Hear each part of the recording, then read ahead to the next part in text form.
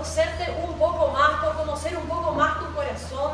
Queremos entregarte esta tarde, Señor, en el nombre de Jesús, Señor. Sabemos que yo, Señor, soy un simple vaso, o lo que yo recibí quizás, Señor, humanamente hay áreas que deben tener imperfecciones, pero ahora te pido, Espíritu Santo, perfecciona todas las cosas, Señor, para que puedan llegar al corazón, para que pueda ser de edificación, Señor, que cada corazón en esta tarde pueda asombrarse por vos, Jesús, pueda, Señor, apasionarse por tu persona. Vos sos el motivo, Jesús, de esta tarde, vos sos el motivo de esta tarde, Señor, porque queremos más de ti, queremos, Señor, ver cosas, ver características tuyas que no vimos todavía, porque entendemos que cada característica tuya, Señor, se nos es necesaria que se nos revele para que podamos vencer áreas de nuestra vida. Por eso, Señor, hoy estamos acá con un corazón, Señor, necesitado, hambriento. Queremos decirte que acá estamos y pedimos, Señor, el espíritu de revelación y sabiduría venga aquí en esta tarde y repose sobre nosotros. Señor, enséñanos, y así como le hiciste a tus discípulos, te decimos hoy, ábrenos las Escrituras, Señor, para que podamos verte, para que podamos, Señor, ver tu persona, en el nombre de Jesús, ver tu corazón y ver tus planes, Señor. Toda incredulidad, toda oposición, todo lo que se quiera levantar, Señor, en las mentes, declaramos que cae en esta hora, es quitado, es desarraigado de los pensamientos, todo duda, todo temor, todo no vale la pena, todo lo que el enemigo quiere hablar en los oídos, Señor, es arrancado en esta hora y declaramos la luz del Evangelio, Padre, que resplandece en cada mente, en cada corazón, en esta tarde, Señor, te entregamos esta clase, Padre, que sea de edificación para el cuerpo de Cristo y que hoy, Señor, Padre, podamos una vez más verte a través del foco que es Jesucristo, ver todas las cosas a través de Cristo, Señor, te lo pedimos en el nombre de Jesús, amén y amén, amén. Bueno, ¿cómo están? ¿Todo bien? ¿Alguien me puede rápidamente decir, comentar un poquito? ¿Se acuerdan la clase pasada? Fueron 2 semanas atrás, pero que estuvimos hablando. ¿De qué estuvimos hablando? ¿De qué se trata? ¿De qué se trata Apocalipsis 1? ¿Alguien se puede acordar? Así rápidamente, en palabras. La revelación del Hijo. ¿Alguien más? ¿De qué se trata Apocalipsis 1? ¿Qué significa Apocalipsis? Revelación, ver sin velo. ¿Qué es Apocalipsis? ¿Quién habla? ¿Quién muestra el plan? ¿Dios a quién? ¿Sí? ¿Le revela qué? Primero que revela en Apocalipsis 1. ¿Qué nos revela el Padre? El Padre nos va a hablar del Hijo. El Padre, Abba, Padre, nos va a hablar de Jesucristo y cómo es Él, ¿sí? Las características de esa persona, ¿sí? Nos va a hablar en Apocalipsis 1 del Hijo, ¿sí? Su faceta, sus características, ¿sí? Cada característica, ¿se acuerdan más o menos cuántas características hay de Jesús en Apocalipsis? 20 características nos muestra Apocalipsis 1. ¿Y alguna característica que le llamó la atención me pueden decir? Que le dijo, wow, esto impactó mi vida cuando yo aprendí. La clase pasada, ¿se acuerdan? ¿Alguna característica de Jesús que le marcó? ¿Se acuerdan o no? ¿Se acuerdan que Él es el Hijo de? ¿Se acuerdan cuál era la palabra? Barenash, el Hijo del Hombre, ¿sí? El que estaba profetizado. ¿Se acuerdan cuál era la otra característica? El que viene, el mártir fiel, el testigo fiel, Cristo, ¿sí? El primogénito de los muertos, el primero que murió, el primero que resucitó de los muertos, ¿sí? Y que hoy está sentado a la diestra del Padre. Él es el primero, y si Él fue el primero, entendemos de que Él resucitó, dice la palabra que nosotros también resucitaremos, ¿sí? Con Él, en Él, ¿sí? En Cristo Jesús. Entonces hay tantas características y no hemos quedado en alguna que yo le había mandado la otra vez. Le había mandado a ustedes ¿cómo era? En el grupo que tenemos. No sé si alguien pudo ver la característica que nos había faltado, ¿sí? Una de las características era, había anotado acá yo, una característica era el que vive por los siglos de los siglos. ¿Se acuerdan de esa característica? Creo que nos tocamos. Me imagino, ¿no? A Juan le había visto a Jesús, había compartido a Jesús, pero cuando Jesús se le revela como aquel que vive por los siglos de los siglos y vive eternamente, ¿sí? Impacta el corazón de este varón que estaba escribiendo y ve a Cristo como alguien eterno, ¿sí? No es lo mismo ver a alguien que cumplió un plan y no está, o no es lo mismo que se nos sea revelado Cristo que resucitó, y no es lo mismo que nos sea revelado Cristo que está a la diestra, Cristo que es eterno, Cristo que es eterno, que Él es el principio y el fin. No es lo mismo que se nos revele faceta de Cristo diferente, porque va a impactar y va a provocar algo en nuestra vida, ¿sí? Entonces, hay faceta de Cristo que nosotros sí o sí necesitamos que se nos sea revelada. ¿Por qué? Porque todo lo que estamos acá vivimos todos los días,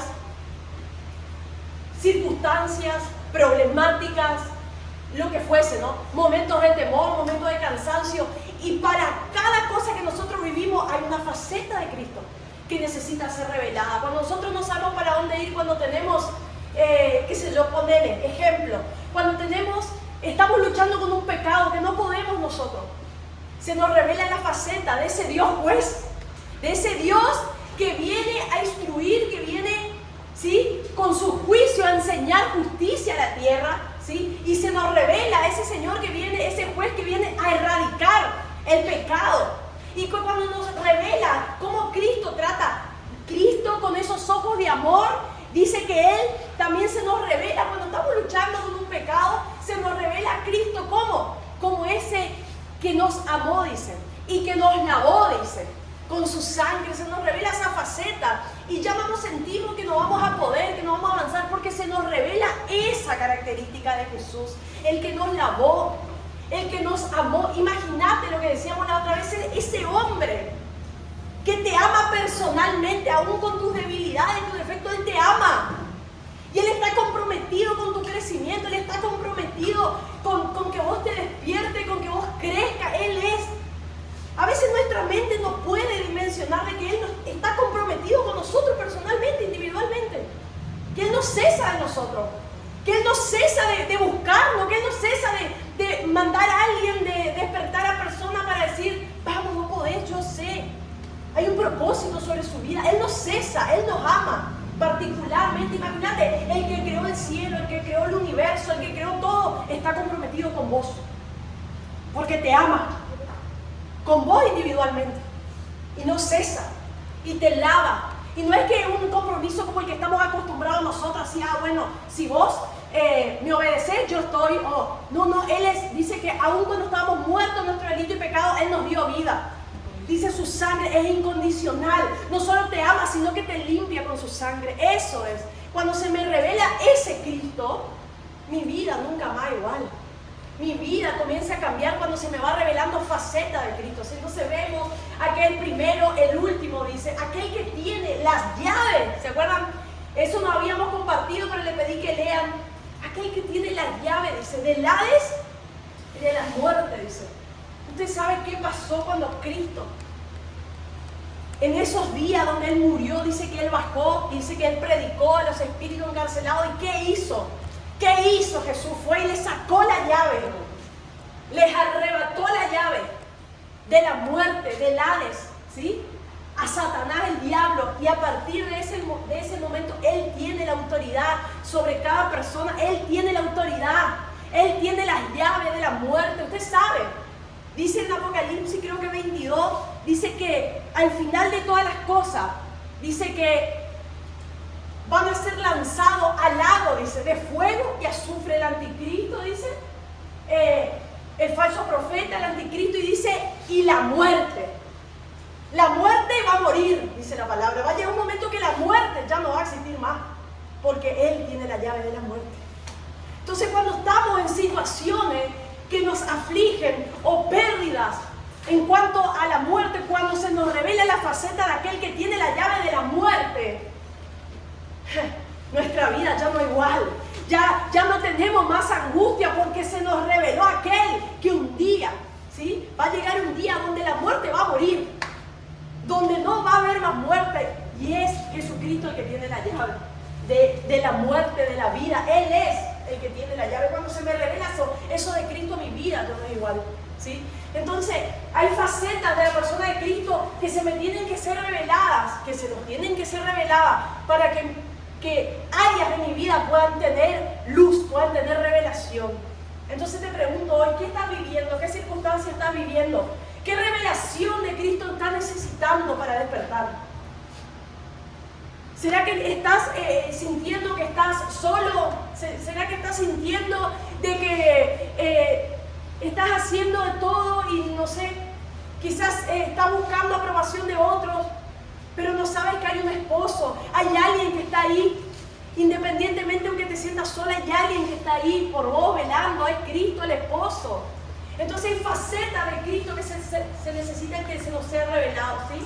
Entonces, acá estábamos el cuadro, ya hablamos la parte 1, felicidades que llegamos a la parte 1 a culminar, parte 1 Apocalipsis, ya tienen un doctorado en Apocalipsis, capítulo 1, los que están acá, saben todo, saben lo que significa Apocalipsis, sí lo pueden contar, así que gloria a Dios, lo que parecía tan difícil, vencieron, así que gloria a Dios, dice que ya vimos que era la revelación de Jesús Apocalipsis, ahora vamos a entrar en la parte 2, Apocalipsis 2 y 3, que tiene que ver ¿a qué va a hacer referencia? Va a hacer referencia a la revelación de que ya no de Cristo. Ahora el Padre va a revelarnos a quién, a la novia. ¿Quién es la novia?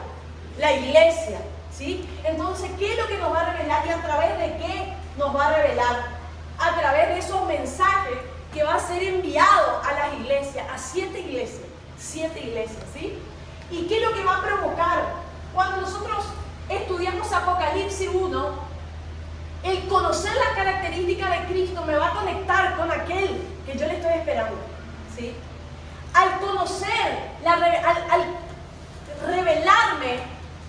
revelarse a mi corazón la novia, la iglesia, el estado de la iglesia, lo que Cristo piensa de la iglesia, entonces provoca en mí que yo me conecte con el cuerpo de Cristo. Entonces el que le ve a Cristo, el que ve las características de Cristo, se va a conectar con la novia. Entonces se rompe toda estructura, toda, ¿cómo les puedo decir?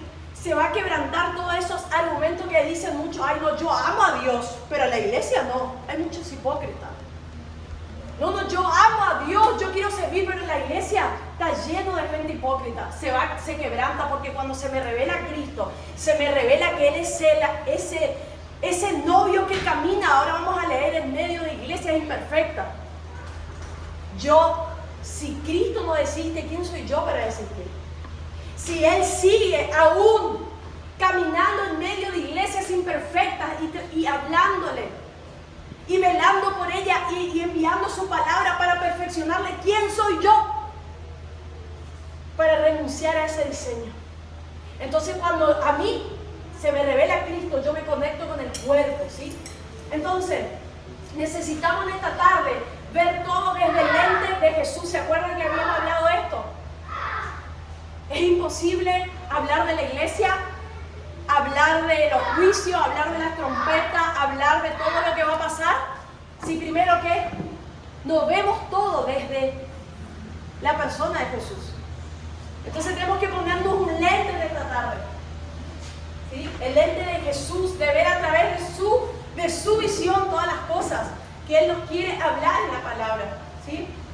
Entonces, por eso siempre decimos que nosotros no podemos conectarnos con los acontecimientos que van a pasar si primero no nos conectamos con aquel que va a venir, con Cristo, con su persona, ¿sí? Primero necesito conectarme. Yo quiero por ahí preguntarle si hay alguno que ha tenido una experiencia después de que dimos todo esto, después de que compartimos estas características de Jesús. Él oró de forma diferente, produjo algo en su corazón, se despertó algún área de su vida que antes no estaba despierta, se apasionó un poco más, ¿sí? Porque hay una realidad, si a nosotros no nos apasiona este Dios que decimos que servimos, entonces estamos sirviendo a un Dios equivocado. Necesitamos asombrarnos por ese Jesús. Si a nosotros no nos asombra de que Él tiene de su boca una espada aguda, que sus pies son pies de bronce, dice, vienen con juicio. Si su boca dice que va, imagínate, su boca tiene como una espada aguda, dice, que hace lo que Él quiere, que lo que sale de su boca es una orden. Si no te enamoras de ese Jesús y no te apasionas de este Jesús que tiene todo el poder, entonces no sé a qué Dios estamos sirviendo. Tenemos que apasionarnos, por eso necesitamos primero ver a Cristo, para que después todo lo que el Señor nos muestre pueda ser operativo en nuestra vida, ¿sí? Entonces, tenemos, ¿sí? Cada proceso, había puesto yo, necesitamos, bueno, ya dije una revelación de Jesús, cada temporada necesitamos que se nos revele Jesús, ¿sí? Entonces lo que yo le preguntaba, y es bueno volver a recalcar, de que te puedas preguntar, ¿qué revelación de Cristo necesitas qué área de Cristo necesitas que te sea revelada en tu vida? Si hay áreas, imagínate que Él es nuestra plenitud, dice. Él es todo lo que necesitamos nosotros para vencer los obstáculos que estamos viviendo. Entonces, ¿qué área de tu vida siente que está obstaculizado, que vos no podés vencer? Pedirle en esta tarde que el Señor se revele en esa área para que vos puedas ver en Él la respuesta. Que vos puedas ver en Él, que Él es todo lo que necesitas, ¿sí? Mirándole a Él para vencer lo que vos estás viviendo. Él es suficiente, amén, Él es suficiente. Entonces, volvemos un poquito a lo que estábamos hablando, ¿no? Al comienzo, que vemos lo que nosotros estamos en este tiempo indagando, estudiando, y vemos lo que la gente que no estudia dice. La gente dice, no sé si te conviene, no te metas en ese terreno, no estudies Apocalipsis, o etc. Pero nosotros estamos viendo, ¿sí? Facetas de Cristo, áreas de su persona que comienza a provocar en nuestro corazón, algo nos comienza a movilizar, ¿sí? Entonces hay una palabra, ¿qué es lo que quiere? Cuando el apóstol estaba escribiendo lo que le decía el ángel, ¿se acuerdan de que él dice que cae? ¿Y qué le dice el Señor? No temas. Entonces hay una palabra del Señor que vuelve en esta tarde a nosotros. No temas. Si tienes que anunciar, levántate y anuncia. Si el Señor está trayendo fuego en tu corazón, encendete y predicar, encendete y entregar el mensaje. Encendete y no pares de hablar. Si tenés que adorar, si tenés que cantar, si hay cosas que estaban ahí que no sabes si hacerlas, no, hacela, ¿sí? No temas. No temas, si hay cosas que el Señor te está trayendo para que hagas en este tiempo, hacelo en el nombre de Jesús, no temas, ¿sí? Porque el Señor está trayendo instrucción en este tiempo para nuestra vida. Y vemos un montón de cosas alrededor de nuestra vida que quieren atemorizarnos. Pero Él dice, no temas, cantar, adorar, levantarte, predicar, enseñar, instruir, porque yo estoy contigo, dice el Señor. No temamos, amén, no temamos, ¿sí? Entonces, yo había puesto acá, vamos a leer un poquito Apocalipsis, no sé si está ahí, en el otro power, se puede poner, Martín.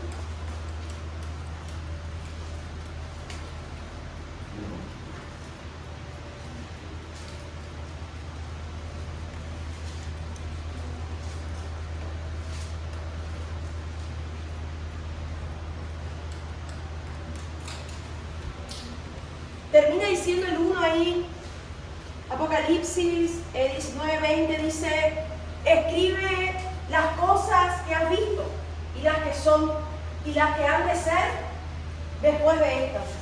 20, el misterio de las 7 estrellas que has visto en mi diestra y de los 7 candeleros de oro. Las 7 estrellas son los ángeles de las 7 iglesias y los 7 candeleros que has visto son las 7 iglesias. ¿Qué está diciendo ahí? ¿Se acuerdan qué significaba ángel? ¿Qué connotación tenía? ¿Qué derivación tenía? Mensajero. Entonces dice acá, dice la palabra, el misterio de las 7 estrellas que has visto en mi diestra. Dice que Dios en su diestra, Jesucristo, vio a Juan, tenía 7 ángeles, 7 mensajeros en su diestra, en su mano derecha. 7, hermano, el 7 que simboliza plenitud, lo completo.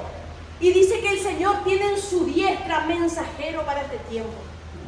Dios le estaba revelando a Juan que en la mano de Cristo hay mensajeros fieles que se están levantando en este tiempo.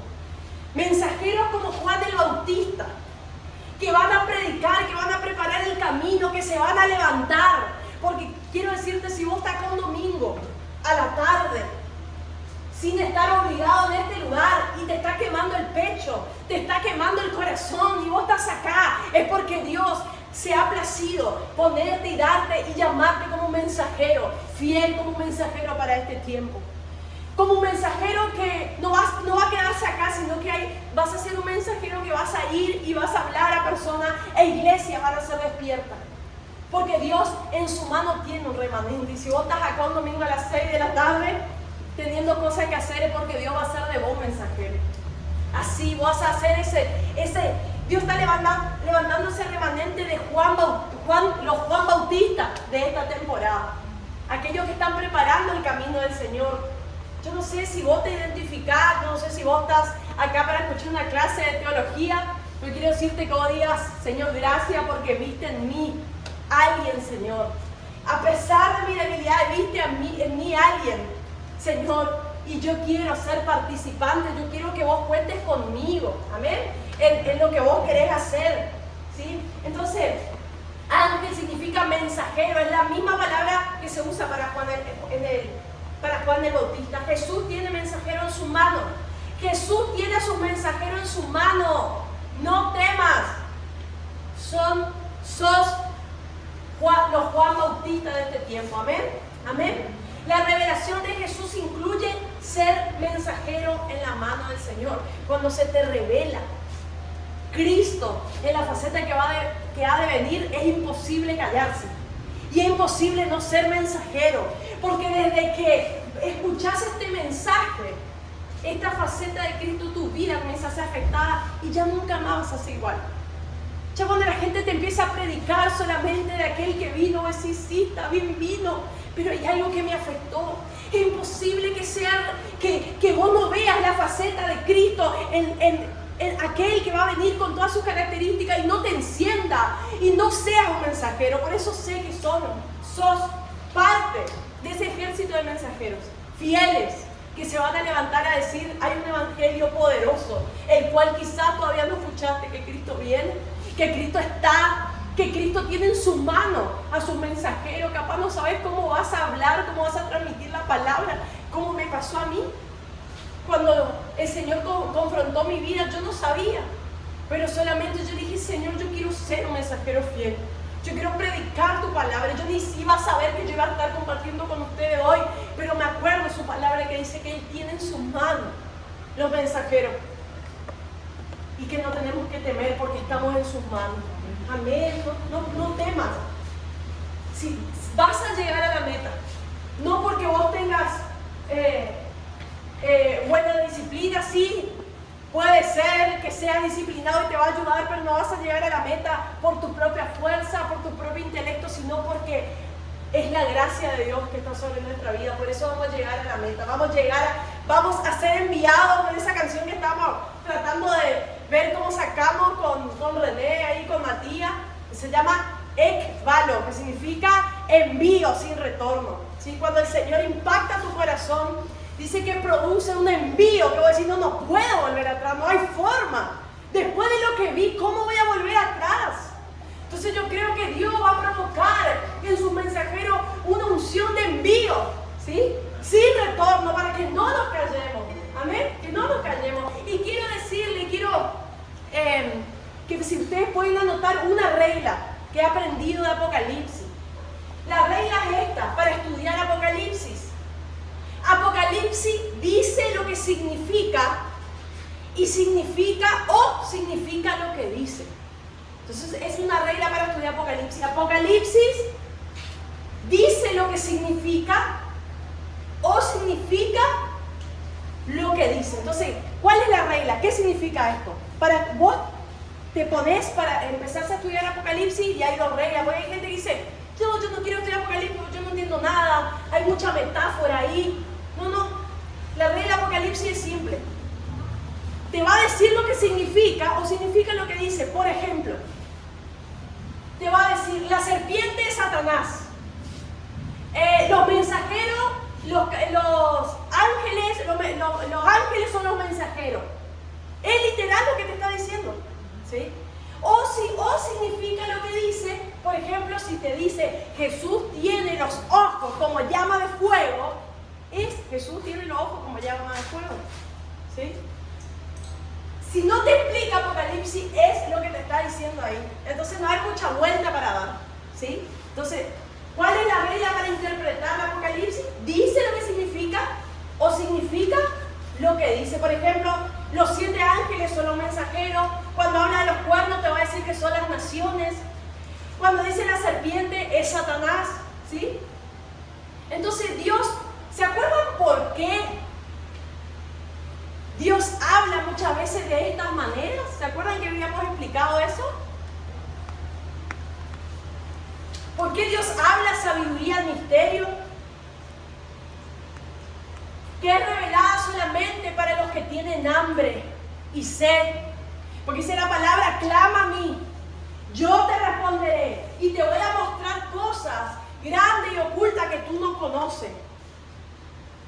¿Saben qué? Hay secretos, hay código. ¿Cómo era, Lázaro? ¿Cómo dijiste código? ¿Cómo le dijiste el otro? Morse. Código Morse. ¿Cómo? Código Morse. Código Morse, que solamente lo he entendido. Hay cosas que Dios te revela a vos que son para los entendidos. Apocalipsis, hermano, yo quiero contarle algo de lo que pasó. A mí lo que me viene pasando. Ustedes saben que yo ando bien así. Y yo le quiero contar todo. Y usted sabe lo que provoca. Hay gente que te mira y por más que vos le estás haciendo un diagrama, su mente está cerrada. Y por más que vos le estás mostrando todo, no se abre la mente, no hay forma. Hay cosas que a nosotros nos parece tan glorioso que Dios nos revela, pero por más que vos le muestres todo con todos los detalles, no hay un despertar, no hay ese velo no se corre. Entonces uno se da cuenta de que hay cosas secretas que están guardadas para los que tienen hambre y sed. Hay cosas secretas, hay código del reino, hay código que están guardados para los que tienen hambre y sed y que son revelados para sus hijos. Y la otra vez hablábamos de esto. Si Satanás hubiese sabido que si hacía todo lo necesario, influenciaba todo lo necesario para que Cristo fuese a la cruz, y él sabía que iba a ser el momento donde Satanás perdía toda autoridad sobre nuestra vida por la sangre del Cordero, ¿usted piensa que Satanás iba a querer rápido matarle a Cristo? Pero hay secretos. Están las profecías escritas para los entendidos. Hay cosas que están ocultas, Satanás. Por más que usted diga cómo, hay cosas que él no va a hacer, porque no, hay cosas que son reveladas para sus hijos. Y Dios te está revelando a vos esta tarde. Hay código, hay profecía, hay movimiento, hay planes que se te está revelando a vos, que Satanás ignora.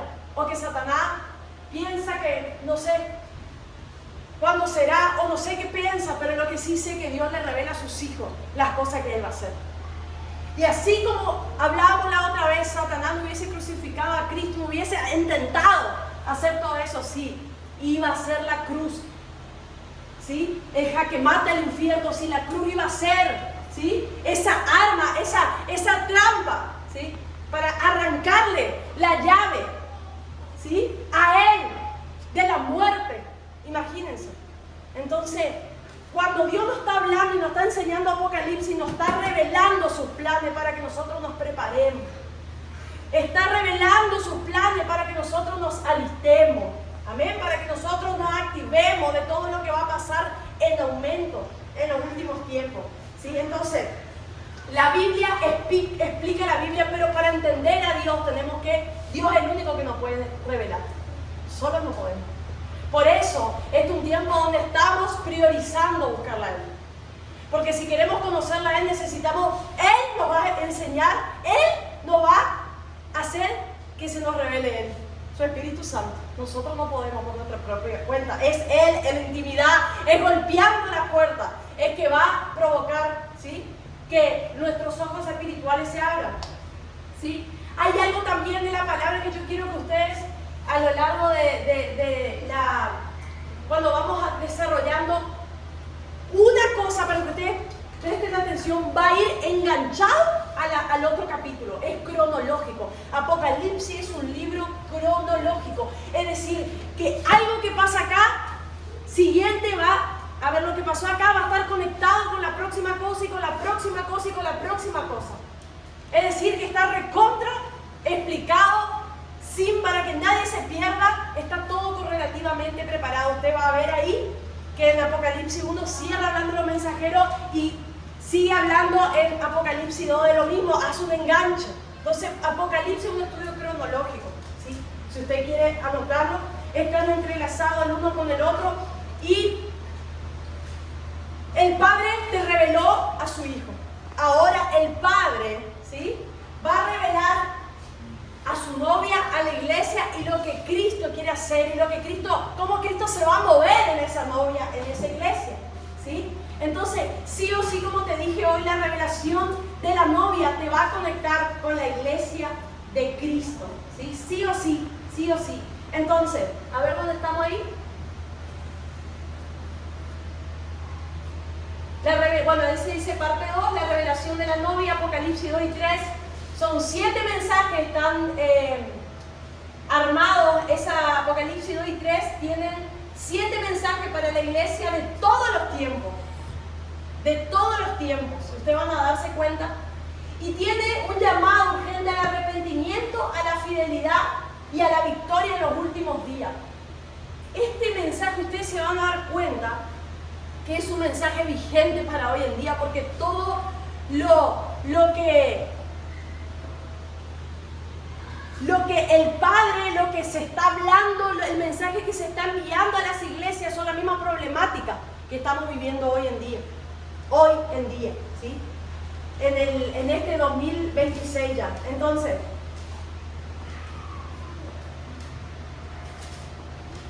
vamos a leer Apocalipsis capítulo 2, si tienen ahí.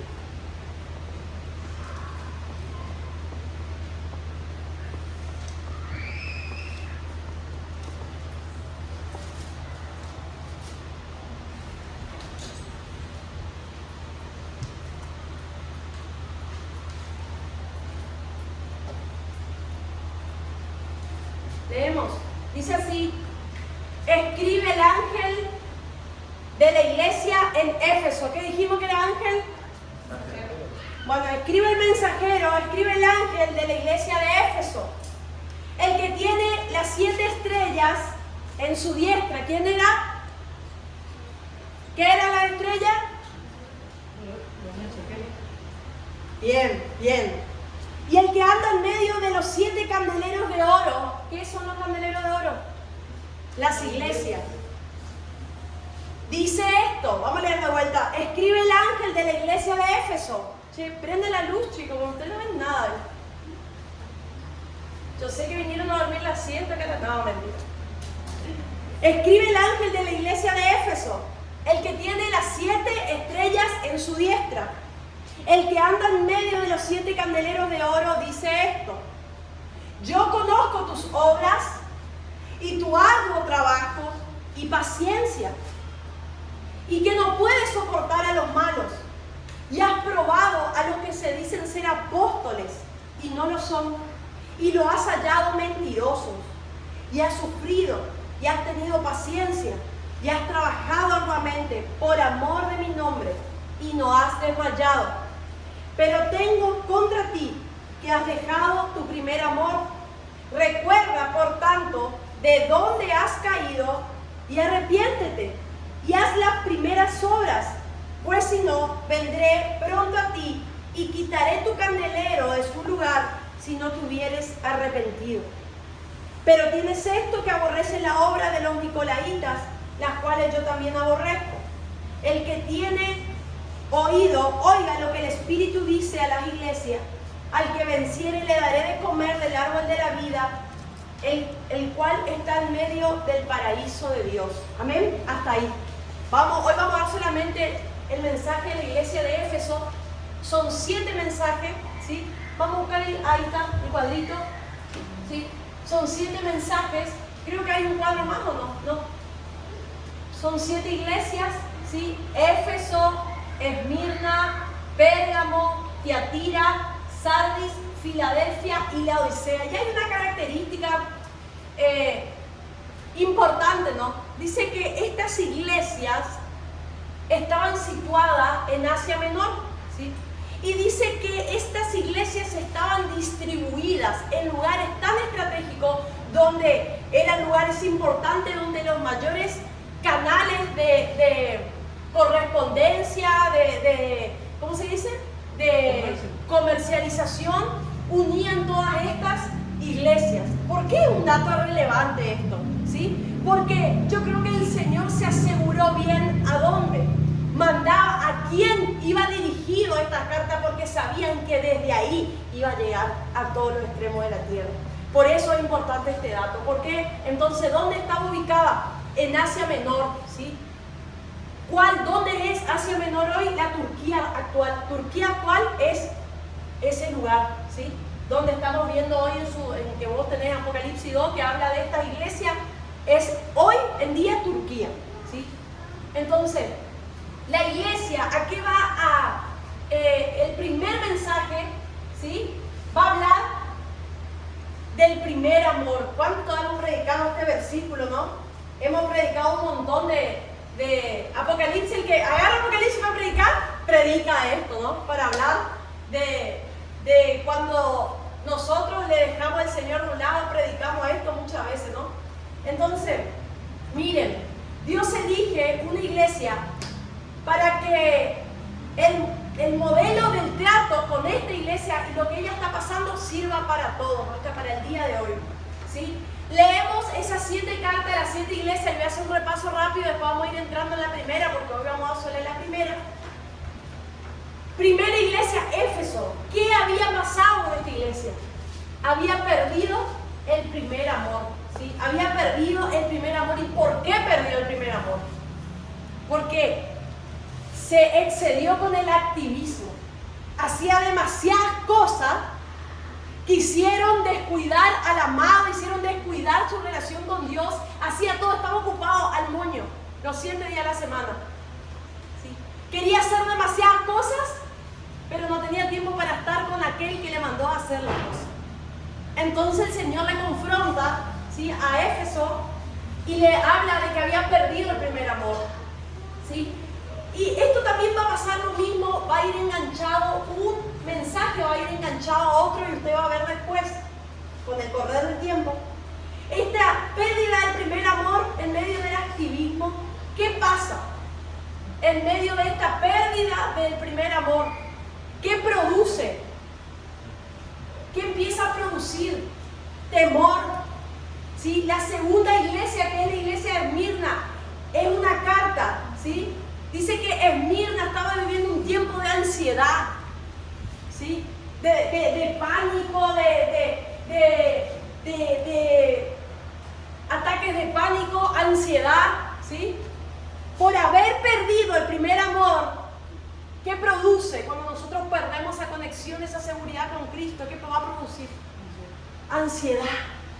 No sabes qué va a pasar mañana, no estás seguro de verdad si Dios me va a usar, no estás seguro de que si lo que Dios me prometió va a ser. ¿Por qué? Porque te has apagado en el fuego. Entonces el apagarte del primer amor va a producir temor, y va a producir cansancio, va a producir ansiedad, va a producir pánico. Entonces Jesús le habla a Éfeso porque había dejado el primer amor, pero vemos que por dejarse el primer amor también repercute en Esmirna, que bueno, vence el temor, van a ver cómo se va conectando, ¿sí? Y la tercera iglesia, porque le ha vencido el temor, aceptó falsas doctrinas. Entonces vemos cómo va enganchándose uno con la otra, sin querer podríamos decir. Pero ¿qué pasa? Yo pierdo el primer amor, entonces, ¿qué pasa? Me lleno de temor, y cuando yo me lleno de temor, comienzo a comienzo a aceptar cualquier cosa. Si yo digo la verdad que yo no quiero estudiar Apocalipsis porque me da mucho miedo, no quiero estudiar, no, eso son cosas del diablo, no quiero saber la destrucción, entonces vas a hacer una doctrina de lo que vos creés que está, de lo que vos creés que entendés, y vas a caminar y vas a empezar a andar en una falsa doctrina. Fíjense lo que produce la falta del primer amor. La falta de primer amor produce temor. El temor, cuando entra en nuestro corazón, empezamos a producir doctrinas de acuerdo a lo que nosotros queremos y creemos. Lo que nos queda cómodo. Y hoy está la iglesia así. Díganme si estas cartas que han sido enviadas no se parecen a lo que pasa hoy en día. La iglesia que pierde su primer amor. Personas llenas de temor, iglesias llenas de falsa doctrina, que dicen que, ay, sí, esto es lo que Dios me mostró. Ni siquiera vemos la palabra que está. Es todo lo que estamos pasando hoy, las cartas que el Señor mandó a toda esta iglesia, es lo que nosotros hoy estamos pasando. La tercera iglesia que era Pérgamo, tenía falsas doctrinas. Vamos a ir después desarrollando una por una así, más adelante. Y díganme si esto, yo le he puesto acá, díganme si lo que lo estaba pasando a Pérgamo, que tenía falsa doctrina, no es lo que nos pasa a nosotros. Donde hay tantas falsas apóstoles, falsos profetas, falsos todos que ministran a las personas. Díganme si no estamos viviendo en un tiempo que eso está full, donde todos dicen que Dios le habla, donde todos dicen algo. Entonces, dentro de todo, ¿sí?, lo que estaba pasando en Pérgamo, ¿sí?, entonces Dios le manda una carta a Jesús, ¿sí?, va ese mensaje, ¿no?, para que rechacen esa falsa doctrina, ¿sí? Entonces, luego vemos, la cuarta dice, hay algo que tiene la cuarta, que toleras ese espíritu de Jezabel, dice. La iglesia de Tiatira, dice que era manipulada por ese espíritu, la iglesia de Tiatira, dice, ¿no? Y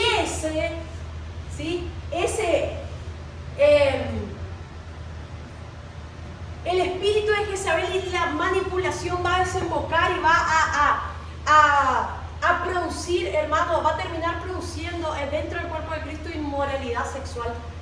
Porque eso es lo que desarrolla, ¿sí?, este espíritu cuando empieza a manipular, ¿sí? Y todo eso estaba pasando en ese momento, hace cuántos años y cuánto más ahora. Es lo mismo que pasamos nosotros. Hay tibieza, hay manipulación en medio de la iglesia, hay falsas doctrinas, hay falsa profecía, hay espíritu de Jezabel. Es lo mismo que hoy vivimos. Entonces, Apocalipsis es un libro vigente más ahora, ¿sí? Porque el Señor es sabio y sabe que lo que Él manda y va a perdurar por el tiempo, Él sabe lo que va a acontecer y por eso nos dejó su palabra, ¿sí? Entonces, la quinta iglesia, que es la iglesia de Sardis, dice, la quinta iglesia dice que tenían religiosidad, hacían un montón de cosas, pero estaban desconectados de Dios, ¿sí? Le recrimina eso, ¿sí? La sexta iglesia, que era la iglesia de Filadelfia, le costaba ser fiel en los tiempos de dificultad. ¿Pasa eso hoy en día también? Pasa también, ¿sí? Estamos todos gloriosos, todos aleluya, pero en tiempo de dificultad, ¿qué pasa? Queremos decaer, nos falta esa perseverancia, esa fuerza, porque hay un tiempo de dificultad. Entonces lo mismo que pasaba antes, pasa ahora, ¿sí? Y por último,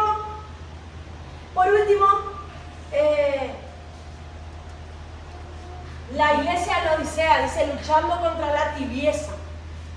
¿Es algo de que estamos pasando hoy? Sí. Entonces todas las cartas que han sido mandadas, en que nos menciona Apocalipsis 2 y 3, son problemáticas de la iglesia actual. Que el Señor nos va a hablar por su palabra, ¿sí? Entonces, pero hay un misterio de todo esto y comienza diciendo, ¿cuántos vieron las problemáticas de esta iglesia? ¿Vieron? ¿Se dieron cuenta que había tibieza? Toleraban el espíritu de Jezabel, eran falsos profetas, ¿qué más? Eran tibios, ¿qué más? Estaban llenos de temor, ¿qué más? Dejaron el primer amor. Y hay algo muy tremendo de todo esto, que comienza hablando, y ya lo leímos hace un ratito, Apocalipsis capítulo 2. ¿Qué dice? Escribe el ángel de la iglesia de Éfeso, el que tiene las 7 estrellas en su diestra, el que anda en medio de los 7 candeleros de oro. ¿Qué está diciendo esto de la palabra?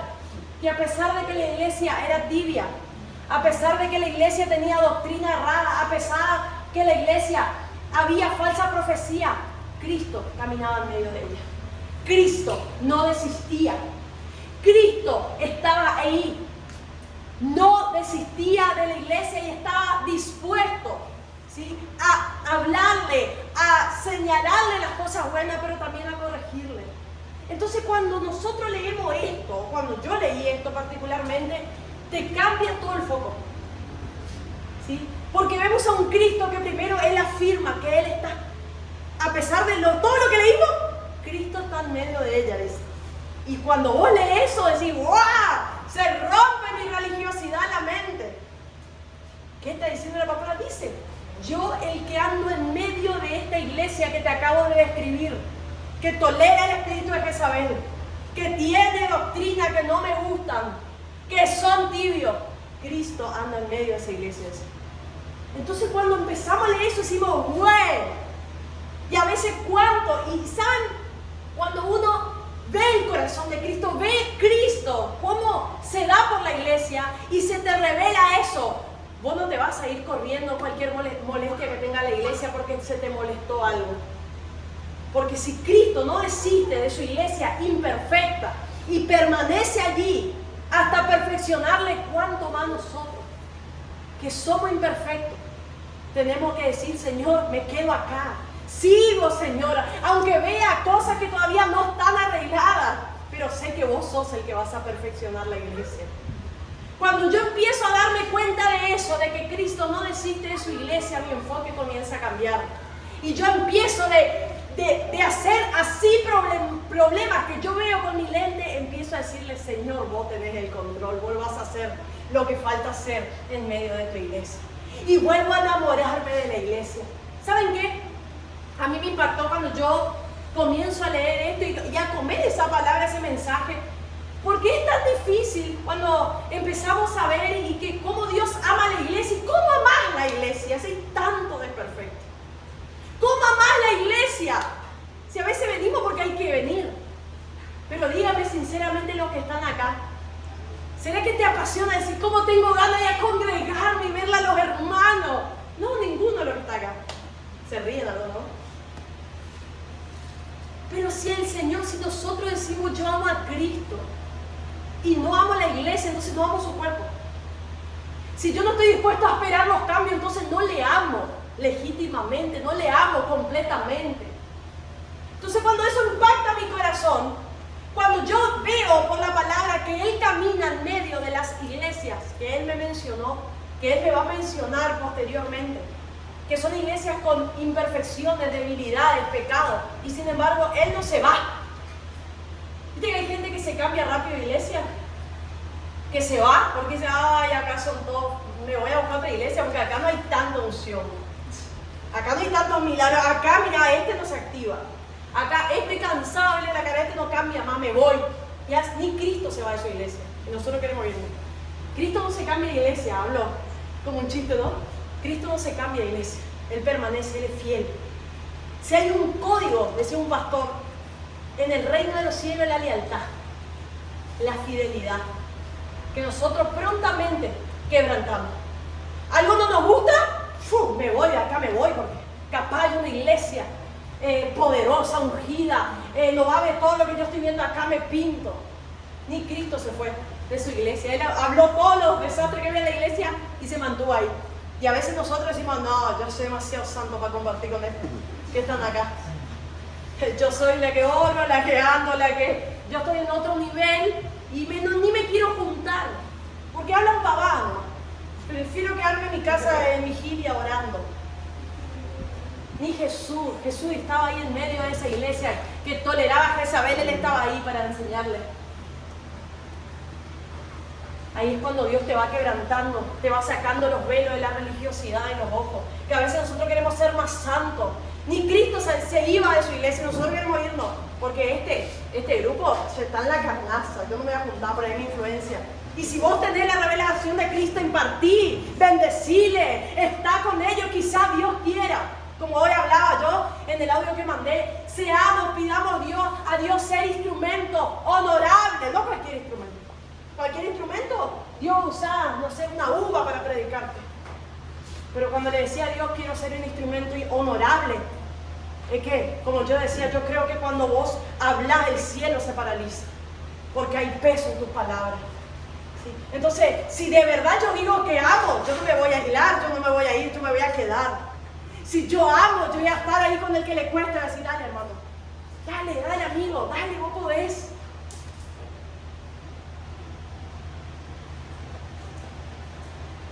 Y hay algo que no sé si está más adelante, porque yo no me acuerdo del... Vamos a poner un poquito. Dice, a ver un poquito más adelante. Ahí empieza Éfeso. Ahí, bueno. Dice, vamos a ir directo, dice, un llamado urgente a volver a la intimidad. Imagínense, hermano, a veces nosotros somos muy idealistas, ¿no? Y imagínense Dios, Jesús, ¿a quién le eligió Jesús para ser un instrumento, un mensajero? A Saulo. Imagínate que Dios no nos eligió a nosotros acá porque somos santos, querubines, serafines, porque no faltamos al culto, porque tenemos una unción, porque... No. Dios te eligió, dice la palabra que Dios eligió lo vil y menospreciado. Perdón. Pero Dios me eligió a todos nosotros, viles y menospreciados. A eso eligió Dios. Imagínate qué polémico era nuestro Señor, que a quién le eligió como instrumento. Si vos decís, no, yo no califico, yo no hablo en lengua, yo no fluyo. Dios te eligió a vos para ser su mensajero. Imagínate que Dios le elige a Saulo. Saulo no era Saulo le estaba matando a los cristianos. Y va Jesús y se le aparece. Sabemos la historia. Y le elige como un instrumento. Entonces, si vos te sentís descalificado, quiero decirte bienvenido. Si te sentís descalificado, bienvenido. Si te sentís calificado, no está calificado. Porque Dios no quiere el orgulloso. Si te sentís que estás descalificado, decís, Señor, la verdad que tanto me cuesta, veo todavía tanto error en mí. Ahí Dios te dice, vení. Porque Él camina en medio de la iglesia imperfecta, llena de debilidades, pero que tiene un corazón que quiere de Él y quiere ser transformado. ¿Sí? Bueno, seguimos. Hermano, en estos mensajes de la iglesia hay 7 batallas que se van a ir dando. Vamos a ver Jezabel, doctrina, temor, tibieza. Cuando nosotros estudiamos Apocalipsis es un libro de intimidad, pero también un libro de guerra. Cuando se te revela Cristo, cuando se te revela y vos entras en una intimidad que nunca antes tuviste y empezás a ver su persona, hay una intimidad, pero también es una guerra. Porque si se te empieza a revelar las problemáticas de la iglesia, vos tenés que levantarte como un guerrero y una guerrera para decir, bueno, lo que me venga, yo voy a tener que empezar a pelear. Voy a pelear contra la tibieza, voy a pelear, ¿sí?, contra cualquier doctrina, contra cualquier temor que se me quiere venir. Entonces, cuando empezamos a estudiar este libro, no es un libro yo siempre digo, no es un libro para leer más, ni uno de la Biblia, pero este especialmente, como es profético 100%, ¿sí?, literalmente es un libro para que vaya más profundo, pero para que también te aliste para la guerra. Entonces, por eso el que lee Apocalipsis con espíritu correcto, su vida no igual. Empieza a decir, a ver, ¿qué va a venir? A ver, se empieza a preparar, se empieza a alistar, se empieza a poner las armaduras, ¿sí? Tenemos que tener una actitud de batalla, una actitud de guerra, ¿sí? Apocalipsis va a despertar una mayor intimidad. Y ¿saben qué? Viene el tiempo, hermano, y cada vez sabemos que los dolores de parto van cada vez con contracciones más aceleradas. ¿Saben lo que va a hacer? Satanás va a matar cristianos, Satanás va a contaminar a la iglesia, Satanás va a contaminar la tierra. ¿Y vos qué vas a hacer? ¿Y nosotros qué vamos a hacer? Por eso, todo lo que está escrito en Apocalipsis, Dios nos está revelando lo que va a acontecer y ya vemos lo que está pasando. Y eso va a ir en aumento. El tema es que cuando a mí se me revela esto y que Dios me está avisando qué actitud yo voy a tomar. Entonces yo te pregunto, ¿estás tomando una actitud de guerra o estás diciendo, bueno, vine un domingo para escuchar qué onda? No, yo creo que ninguno de los que están acá hoy está así. Vino con una actitud diferente. ¿Amén? La iglesia, ¿sí?, va a querer contaminar, ¿sí?, va a querer contaminar la tierra, los cristianos. La iglesia, Se tiene que levantar guerreros. Aquellas personas que en esta tarde digan, yo voy a pelear esta batalla. ¿Sí? Los que se vienen furiosos y muchos van a perder la fe. Hermano, así como muchos están siendo despertados, muchos van a perder la fe en estos tiempos difíciles, porque los tiempos son cada vez más difíciles. Y mucho, porque que dice que al multiplicarse la maldad, el amor de muchos se va a enfriar. Y la poquita fe que tenía se va a apagar. Por eso tenemos que despertarnos en una actitud de guerra. ¿Sí? Muchos perderán la fe, muchos van a quedar por el camino. Por eso Dios está levantando gente de intimidad y de guerra. Vos estás en esta tarde para volverte alguien que se va a despertar en intimidad y se va a despertar en guerra espiritual en esta tarde. ¿Sí? ¿Cómo vamos a pelear?